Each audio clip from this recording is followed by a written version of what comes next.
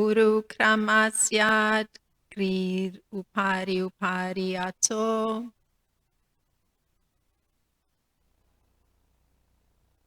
Maharj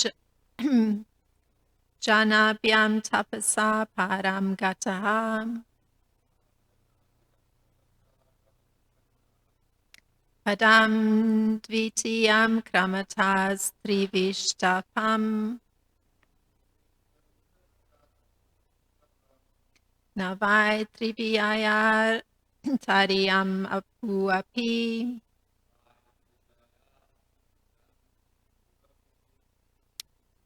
Uru kramasyadi grir upari upari ato.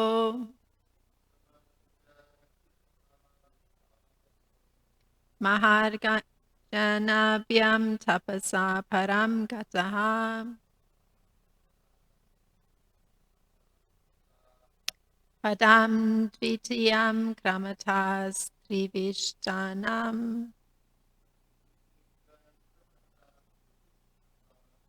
Navai triyayat tariyam apuapi.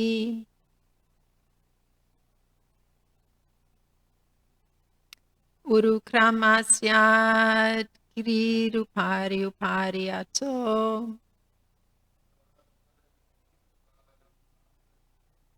Mahargyanabhyam tapasa param gataham. Please chant.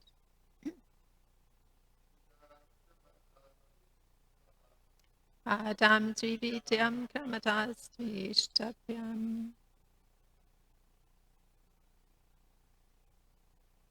Aitriyatayamanuapi.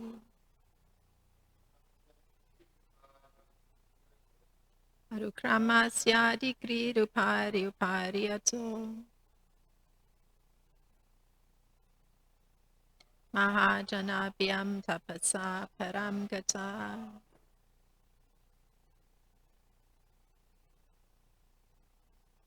Padam dvitiyam kramatas tvijapam.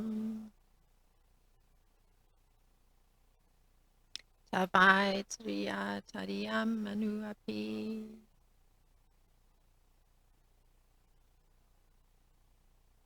Uru kramasyadi grirupari upari ato. Mahajanabhyam tapasa param gata.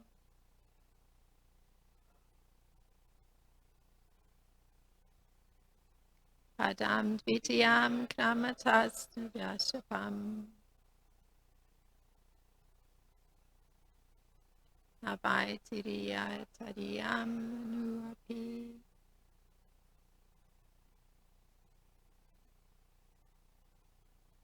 Asyagri rupari upari ato.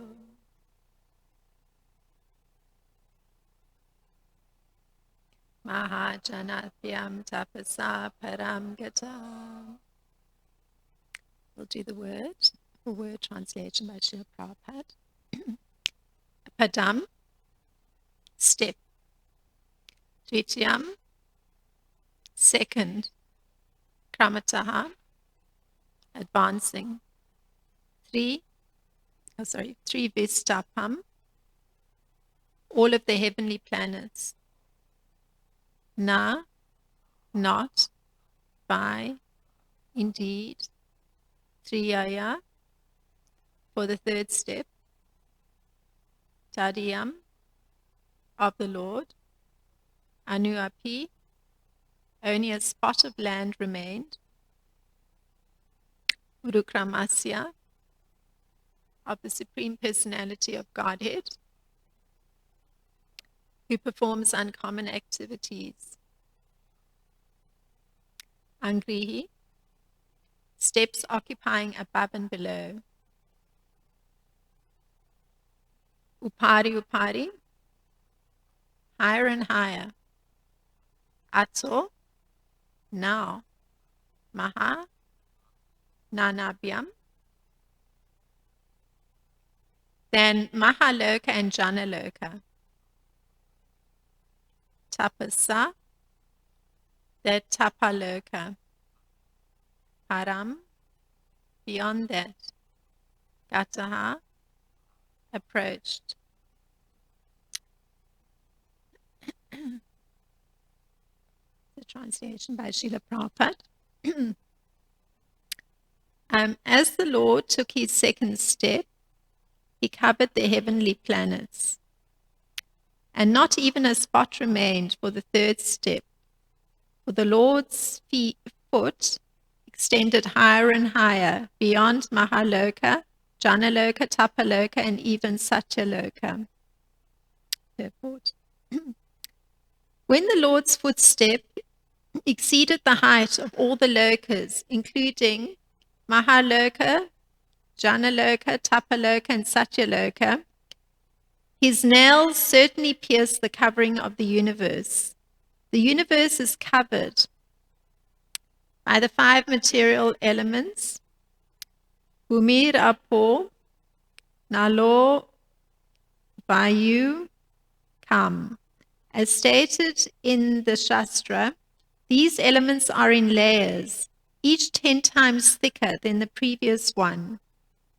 Nonetheless, the nails of the Lord pierced through all these layers and made a hole penetrating into the spiritual world. From the hole, the water of the Ganges infiltrated into this material world, and therefore it is said, Pada Nakam Atra Janitam Janam Pavana. It's from Das Avatar Stotra 5. Because the Lord kicked a hole in the covering of the universe, the water of the Ganges came into this material world to deliver all the fallen souls.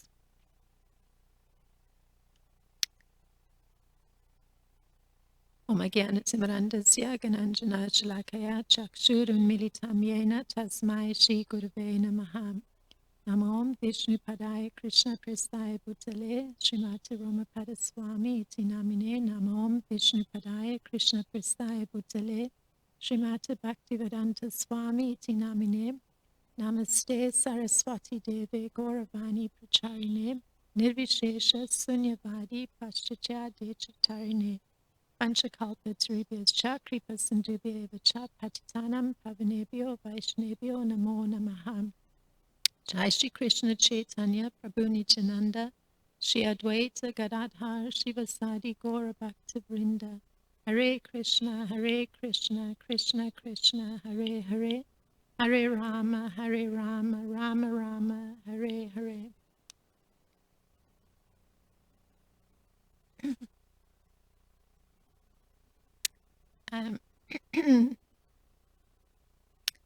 So from the purport, there's mention of a line from Das Avatar Stotra, and that states Padanaka Jana Pavana. So because the Supreme Lord kicked a hole in the covering of the universe, the water of the Ganges came into this material world to deliver all the fallen souls. Now, in actual fact, the Ganges water emanates from the lotus feet of Lord Vishnu, or from the Supreme Personality of Godhead. One can generalize and say that when water, or in fact anything, comes into contact with the lotus feet of the Lord, or in touch with the devotional service to the Supreme Personality of Godhead, it's purified and spiritualized. In fact, Srila Prabhupada makes the generalization that this is a fundamental principle regarding the rules and regulations of devotional service to the Lord. Anything in touch with the lotus feet of the Lord, it is immediately freed from any material contamination, means it becomes spiritualized by virtue of the fact that the Lord's body is spiritual. So there's an example of this kind of freedom from contamination. And this is related by Maitreya Muni to Vidura. This is at a moment when Maitreya is telling the demigods who'd attended the sacrifice of Daksha that they needed to go and visit Kailash. This is on the advice of Lord Brahma, in order to fall down at the lotus feet of Lord Shiva, because they needed to apologize for an offense. So in the description that Maitreya Muni gives of what the demigods are seeing, because now they're going to Kailash mountain to see Lord Shiva, and so Maitreya Muni is relating what they are seeing, what the demigods are seeing. So he says that they see two rivers, and these are called Nanda and Alakananda. And so Maitreya Muni says, these two rivers are sanctified by the dust of the lotus feet of the Supreme Personality of Godhead. So this is in the 4th canto of Srimad Bhagavatam, the 6th chapter. He then further relates that and this is this example of becoming freed from contamination. So Maitreya Muni relates that the celestial damsels, they actually come down to those specific two rivers, the Nanda and the Alakananda, in their aeroplanes with their husbands. And there's a particular reason that they come to those two rivers. So the reason that the damsels of the heavenly planets come down to bathe in the sanctified rivers, and it's in the same sentence, it's said, and they enjoy sprinkling their husbands with water, is that they come because they're extremely morose after sex enjoyment. So their coming to those two particular rivers is to come in contact with the water from those sanctified rivers, because just that contact with that water that's been sanctified by the lotus feet of the Lord, their minds become purified from all the thoughts or the impurity of the thoughts of anything connected to sex life, and the attendant enjoyment with its accompanying moroseness. So it comes as a whole package. So the visit to those two particular sacred rivers is what the heavenly damsels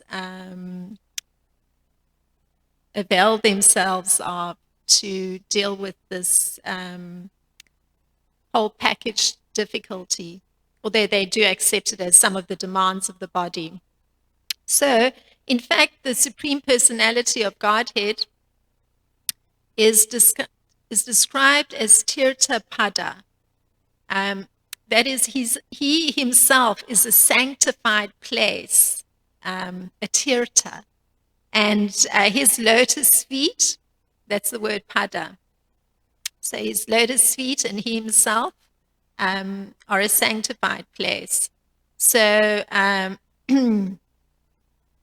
this idea of the Lord being Tirtha Pada, or a sanctified place, can be extended in its meaning to include all saintly persons who are under the protection of those lotus feet. The reason there's this extended meaning is that those who are devoted to the lotus feet of the Lord, they automatically themselves are freed from sin, and they're able to produce, so to speak, spiritual blessings. So persons who've taken shelter of the devotional service of the Lord have in fact no need to travel to different places of pilgrimage. For in fact, just by virtue of them taking shelter of the lotus feet of the Lord, they can enjoy all the benefits of such travel simply by engaging in the service of the Lord. So it doesn't require, physically moving the body. And the pure devotees who have that implicit faith in the lotus feet of the Lord. They can create sacred places in any part of the world, wherever they decide to remain. And that's, of course, because of their own shelter taking of the lotus feet of the Supreme Personality of Godhead. Now, there's this amazing description that somehow came to mind. Sometimes different things come to mind based on one's interactions during the week and various thoughts that one's having. So there's this description of Srila Prabhupada arriving in San Francisco, and there's kirtan going on in the San Francisco temple, and it was a storefront, and not long before that it had been rented by the devotees to serve as a temple. And then the various disciples made an arrangement that they were going to go to a large hall called the Avalon Ballroom, and they arranged for something that they called the Kirtan Mantra Rock Concert. So in this setting, Srila Prabhupada tells the whole audience, and apparently there were 500 who'd purchased tickets for this event, which was advertised as having various rock groups that were very current at that time, like the Grateful Dead and some group called Moby Grape. I'm not familiar. And so this is what Srila Prabhupada says. So here's a devotee of the Supreme Personality of God, a very intimate devotee. So he's addressing a whole audience completely unfamiliar with anything connected to the lotus feet of the Lord. So he says, this chanting will lead us to the spiritual world. This mantra is not only for Indians. Hare Krishna is for all people because Krishna is everyone's father. God is God for all human beings, beasts, aquatics, insects, trees, plants, all varieties of life. That is God. This sound is a sound representation of the Supreme Lord. Everything has emanated from the Supreme Absolute Truth. And what resulted is that there were devotees on the stage. So this is all described very nicely in Swami in a Strange Land. So the devotees get joined by a very prominent poet at that time, this man, Allen Ginsberg. And so he actually begins the kirtan, and they do it very slowly, and it's got a very hypnotic effect, and the audience starts repeating the words. And so everybody's singing and swaying, and slowly the tempo picks up. And then what transpires is on that same stage, and this is the description, the drummer from Moby Grape took his place behind the drum kit. Guitarists from the Grateful Dead plugged their guitars into amplifiers and were joined by guitarists from Big Brother and the Holding Company.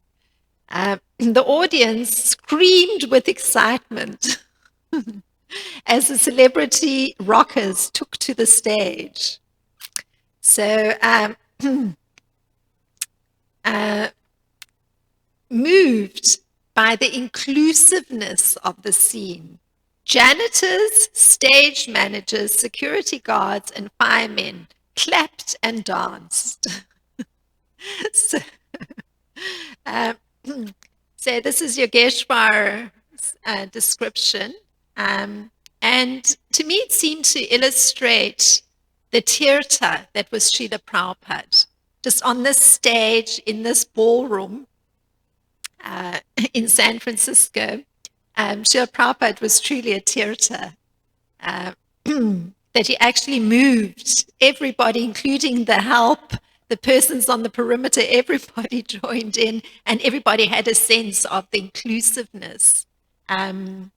Just with Srila Prabhupada ending on that note that everything emanates from the Supreme Personality of Godhead.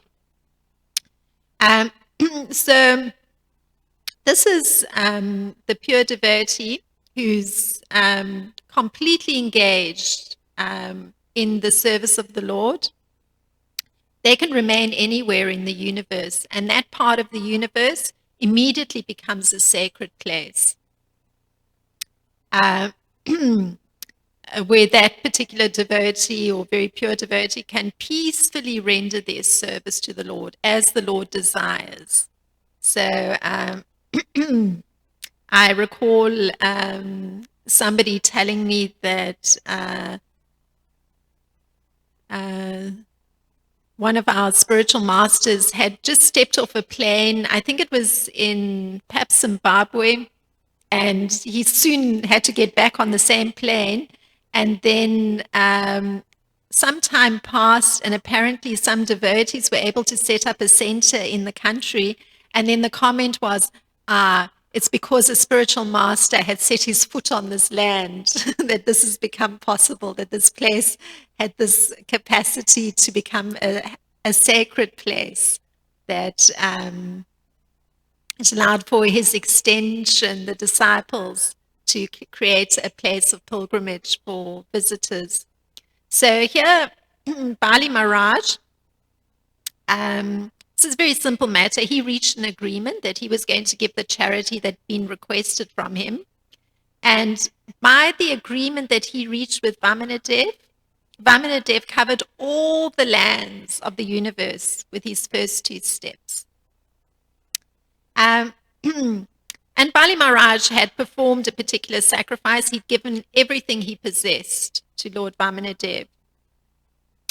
And here in this verse, we're reading that Vamanadev extended basically his left foot to the end of the universe. He pierced a hole in its covering with the nail of his big toe. And through the hole, the pure water of the Ganges, or the pure water of the causal ocean, entered the universe as the Ganges River. So the covering of the universe that had got pierced allowed the Ganges water to come into the material world. And by Lord Vamanadev having done so, it became possible for all persons to achieve the results of performing great sacrifices. So Bali Maharaj performed his sacrifice, and that facilitated Lord Vamanadev making an arrangement for everybody to get this opportunity to achieve the results of performing great sacrifice, but in a very simple way. And just by coming to bathe in the Ganges River. So it said that persons who bathe in the Ganges River, they get the results of performing all great sacrifices like the Rajasuya or the Ashwamedha sacrifices. So the further purification lies in being able to immediately purify one's mind. That's the result of bathing in the Ganges. So one's mind becomes purified of any material contamination, just like the heavenly damsels had their particular contamination on the mental plane get purified by bathing in the Ganges. So simply by touching the transcendental water of the Ganges, that kind of mental purification happens. And Srila Sukadev Goswami, when he's talking about the Ganges, he describes that a person who regularly bathes in the Ganges is purified internally and externally. So externally, his body or her body becomes immune to all kinds of diseases. And internally, there's a gradual development of a devotional attitude towards the Supreme Personality of Godhead. I recall quite some years ago seeing a photograph that somebody had done of a white garment in the Ganges water, and it was submerged in the water, but there was such clarity. The garment was completely visible, and one had a sense of almost a radiance from the garment. So it was captured photographically, the purity of the Ganges water. I remember really appreciating the photograph.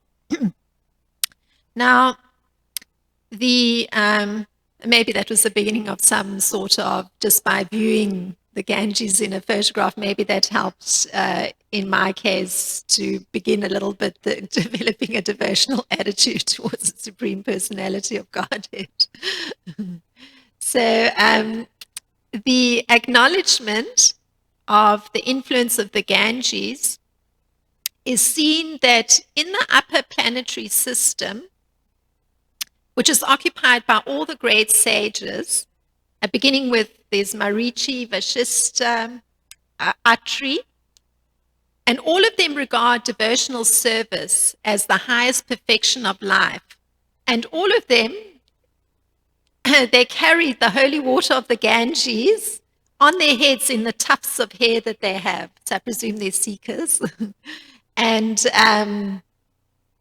for them, they consider this the ultimate wealth, the perfection of any austerities that they performed, and the best means of carrying out transcendental life. So the Ganges is being carried by them. And so personalities that are on this platform of devotional life, they can be considered the wisest persons. And Krishna puts it this way. He says, Yoginam api sarvesham mat gatenantaratmana shadavan bhajate yomam same yuktanam mataha. And that's from 647. Of all yogis, the one with great faith who always abides in me, thinks of me within himself, and renders transcendental loving service to me, he's the most intimately united with me in yoga and is the highest of all. That is my opinion. Thus, we have the example of these same sages or yogis. They're concentrating their attention on Lord Krishna or Shamasundar. And here too, just prior to this verse, Bali Maharaj was doing the same thing, because we read a very precise description. So he's seen something, and we know it's internal too. He sees the Lord as wearing a brilliant helmet, glittering earrings that resemble fish, and on his bosom he sees the lock of hair called the Srivatsa and the transcendental gem Kaustuba. He sees that the Lord is wearing a yellow garment covered by a belt and is decorated by a flower garland surrounded by bees. Now, in terms of following the rules and regulations for executing devotional service, this is, if one's in a situation where one may have fallen away from devotional service in some way, the reinstatement from falling away, one doesn't have to start performing some rectification process, but merely by following the rules and regulations, once again, of devotional service, will reinstate one in one's proper position. So this means that those who've taken to the bhakti process or devotional service of the Lord have nothing to do with karma, which is that ritualistic performance of activities.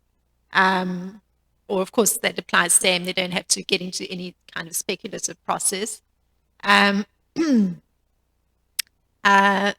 So the persons who are performing devotional service need never again take shelter of any kind of fruitive process or any kind of other philosophical process. It's the highest platform, like truly the perfection of life. So there's a description of the course of the Ganges, how it goes on. And to give a little explanation of what Srila Prabhupada is saying here.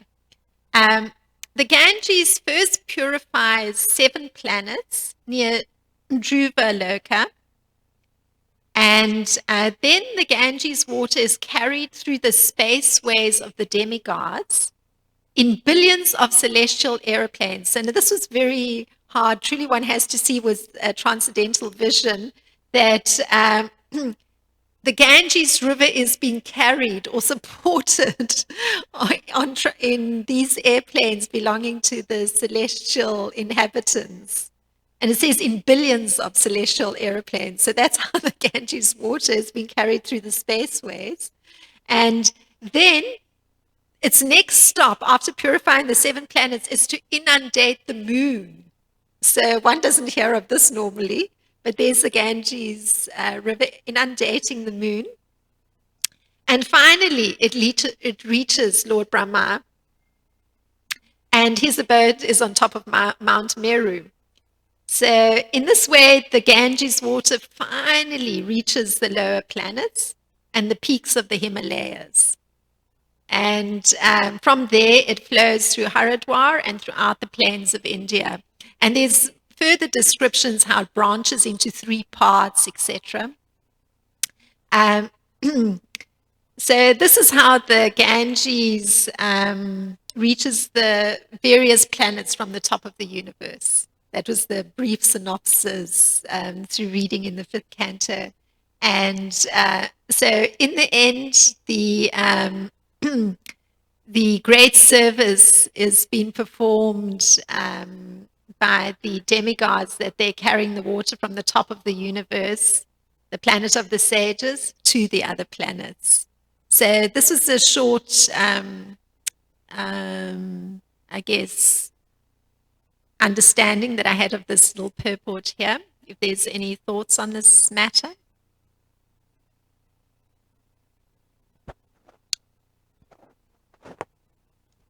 Hare Krishna. Hare Krishna. When you take the Ganges water, like, does the external pollution affects you? Yeah, this is something that one confronts. The question is, does the external pollution of the Ganges affect one if one takes Ganges water? So this is a question one confronts every time one even visits a sacred place, because externally, with material vision, one notices the imperfections. So the imperfections can be, I guess, there's dead bodies that float in the Ganges. There may be, I'm not sure because I haven't read, but I would imagine there's most likely some industrial waste that lands there too, because there's, at the present time, an industrial way of functioning or surviving. So there's generally all waste matter is plowed into the rivers. So no doubt there's waste of that kind in the Ganges River. But because of the having been touched by the lotus feet of the Lord, apparently there's even a little pink tinge to the Ganges water, if one looks very closely. So the having been touched by the lotus feet of the Lord means that actually it's completely pure. So one takes it understanding that. So no, one should not be affected. If one looks with material vision and holds that conception of it, then certainly one is bound to have mental disturbance. And the whole purpose of visiting a sacred river like the Ganges is to actually be purified of any mental disturbance. So one has to approach with the correct understanding, and the correct effect is there. When I went to India in 2012, with Maharaj, when he did his yatra, he told us, not to drink it, but to put it on our, on top of our heads and stuff, not to actually. It's purification, because it's like if one were to bathe in it, because that's what is usually done in the sacred rivers. One immerses the whole body, so it becomes free from disease. So if one's applying it to the head, I guess the giving it the proper respect, and it's been applied to the body in some way. Thank you.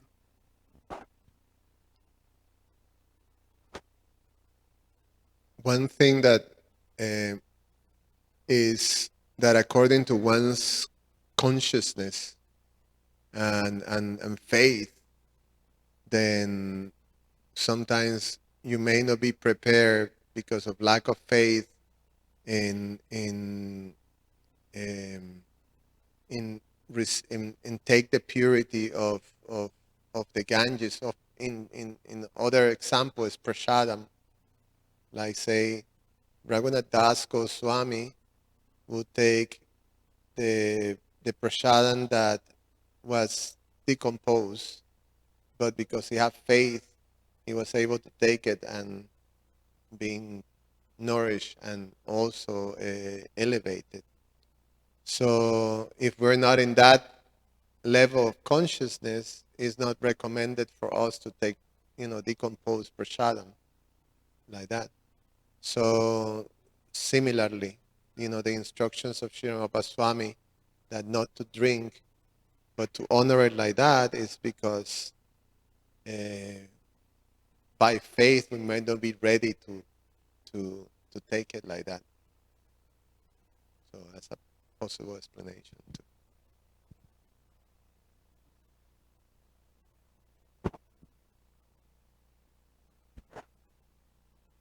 Hare Krishna. Thank you for the class.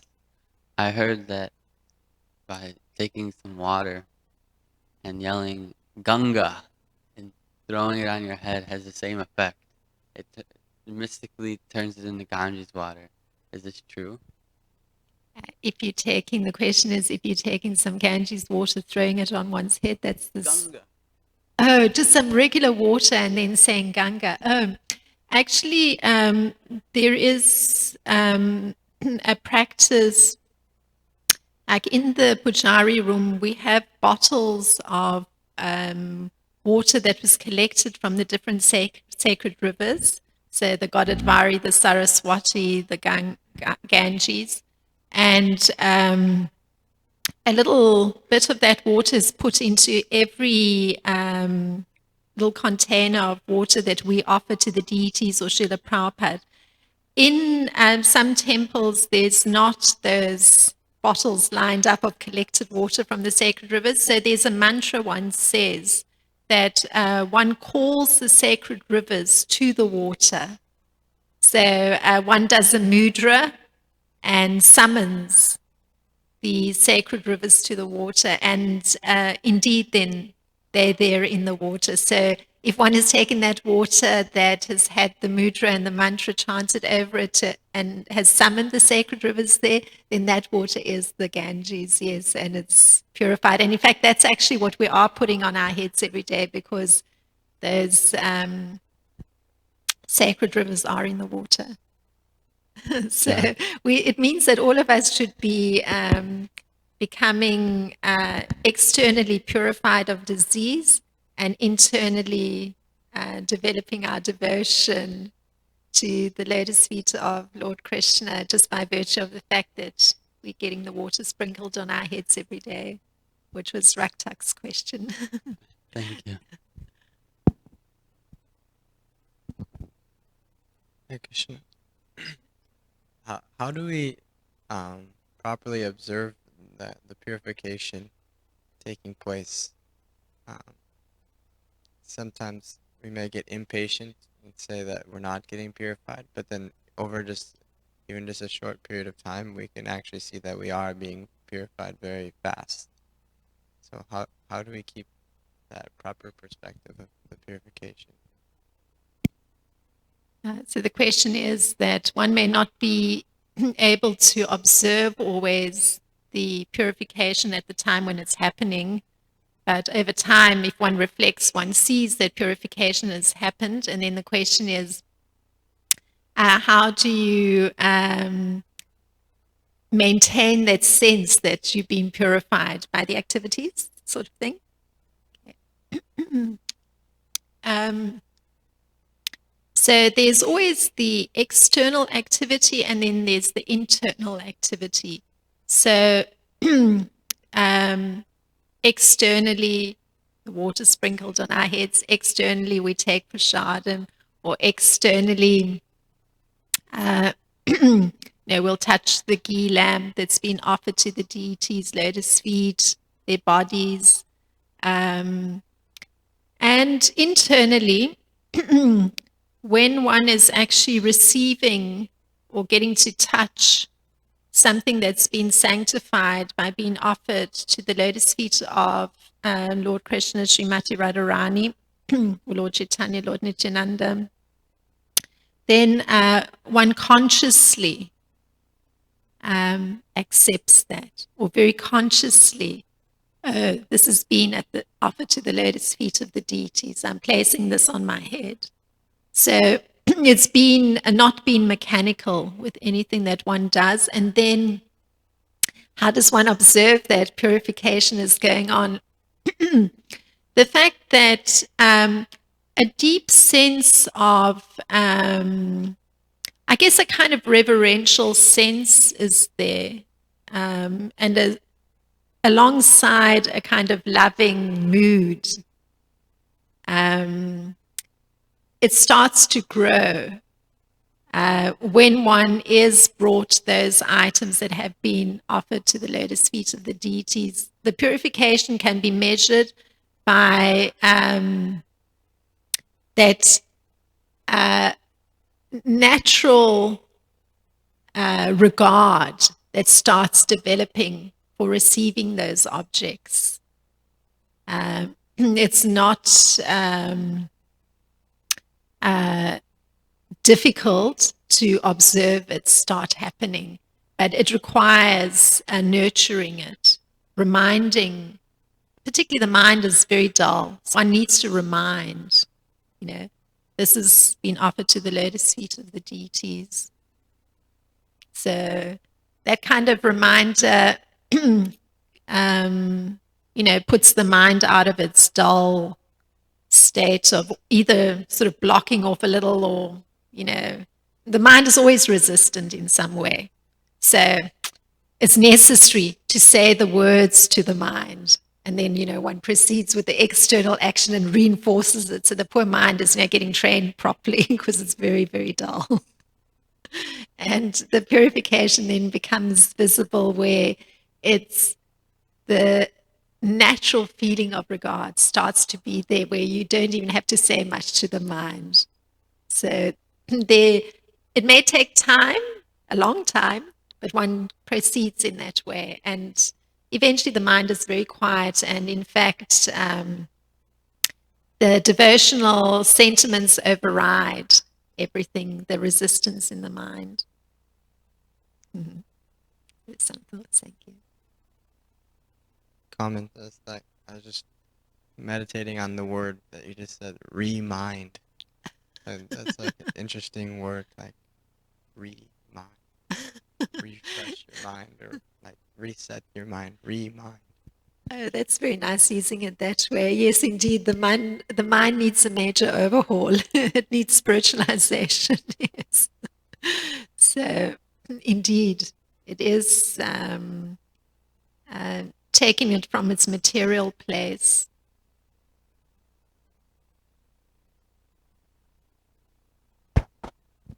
Hare Krishna. If I heard it correctly, you mentioned that if one is taking shelter of the process of devotional service, they don't need to take shelter of any other fruitive activities or anything like that. But I'm wondering if there are people that are already taking shelter of these processes of fruitive activities, or I'm going to make my own endeavors to have my own income and my own house and all these things. Maybe not necessarily taking full shelter of devotional service as the ultimate means of sustenance, that everything is going to come from this line. Some people may question, well, how can I take shelter of devotional service if I still need to have money and all these things? Or how is the process of self-realization going to sustain sustain my livelihood? There's a fantastic verse. I have to look for it. It might even be closer to the 11th canto, but I have to look for it. The two have to be done simultaneously. So one is doing the external part of maintaining, making money, making sure that family members are taken care of, all those dutiful things. But alongside it is all the devotional activities. So one is cultivating that internal devotion as one's performing the external dutiful part. And also one's performing that external dutiful part in line with the principles that one is adhering to. So it means that the making of money isn't going to be done in a way that it's jeopardizing a Krishna conscious principle. So, for instance, one's not going to go and work in an abattoir or something like that. I mean, I remember one devotee having a conflict because the work that devotee does is some sort of, I guess, technical help for persons in the meat industry. So it means that he's coming into contact with those organizations and he's doing work that's boosting their work in his capacity and in his line. So it may not be, directly the abattoir, but the work is connected to those industries. So, so the employment or the making of money has to also be done with care. So as one's going through the fulfillment of those duties, because the reason for making money is to maintain and take care of one's family members, one's household, then simultaneously one's also running the household on devotional principles. So one has a deity, one makes space in the day to actually worship the deity with one's family members.